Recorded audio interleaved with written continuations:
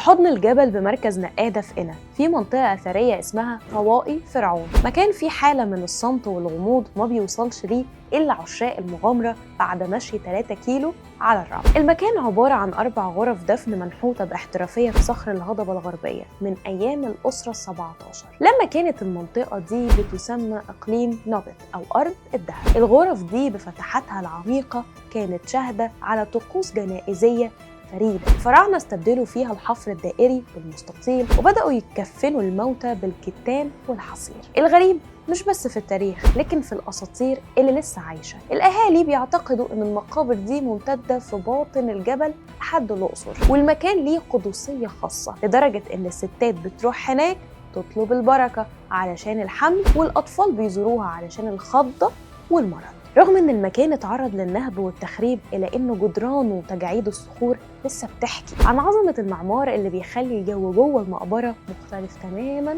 عن بره. طوائي فرعون كنز مدفون ومستني اللي يطلعه للنور. تفتكر إيه السر اللي مخبيه الجبل ولسه ما ظهرش في طوائي فرعون؟